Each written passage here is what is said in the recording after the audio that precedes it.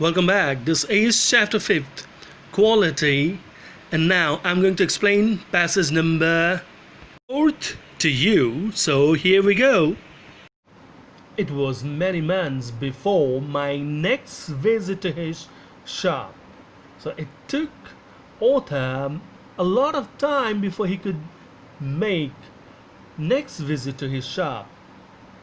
This time it appeared to be his elder brother handling a piece of leather, and this time the one who came down to meet the customer appeared to be Senior Gessler.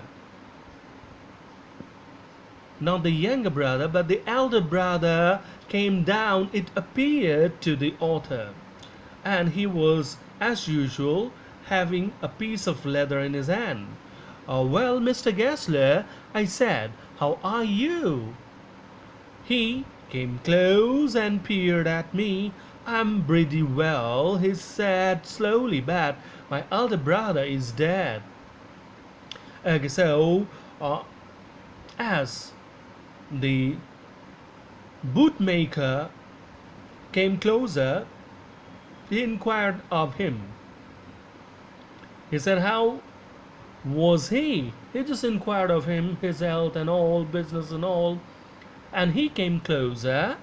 Mr. Gessler came closer and peered and looked very closely at the customer and said, I'm pretty well. I am pretty well, he said slowly, but my elder brother is dead. But he softly said, but my elder brother is dead. And I saw that it was indeed himself, but how aged and wan.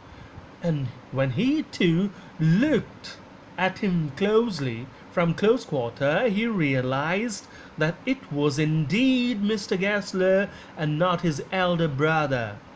But he looked aged, he looked quite old, older than usual, and looked quite, pale, quite, weak.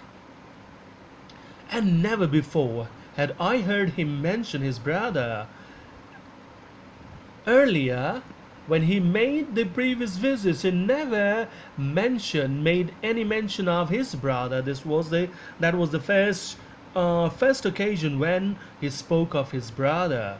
Such much shocked, I murmured, "Oh, I'm sorry." He was very much shocked, and he simply said in a low voice, "Oh, I'm sorry, I'm very sorry." The author uttered these words. The author mentioned in this way. Yes, he answered, he was a good man. He made a good boot. Gessler said, yes, he was a good man. And equally good was his skill, his art. He made good boots. But he's dead. But he just repented, or he was just feeling sick. He said, but he's dead. And he touched the top of his head where the hair had suddenly gone as thin as it had been on that of his poor brother. And then suddenly saying this, he touched the top of his head where the number of hair had gone very thin, the same way as it was on the head of his elder brother, to indicate, I suppose, because of his death, that was just to indicate that he had gone very weak, he had gone very old, and that was the cause of his death. Do you want any boots? And he held up the leather in his hand. It's a beautiful piece. And then he inquired him if he needed boots, and extending the piece of leather that was in his hand, he said, it's a fine piece of leather, beautiful piece.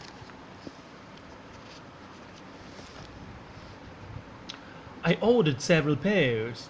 It was very long before they came back. They were better than ever. One simply could not wear them out. And soon after that, I went abroad. So he gave several orders for several pairs. That is, say 5, 6 at a time, and then it took a very long time before the order reached because he was now left alone, and alone he had to finish all the work, so it took him quite a lot of time to finish the order. But when he got the order, they were all better than before, and one could not wear them out. That is, one could not say make them rough using it. However hard, however rough you use, however casually you use them, they would not get damaged in any way. There'd be no wear and tear. But after that, after some time, after receiving that order, he went abroad. He went to some foreign trip, a foreign tour, say. It was over a year before I was again in London, and there he stayed for a long time. He stayed there for 1 year, and after 1 year only, he could return to London. And the first shop I went to was my old friends, old friends.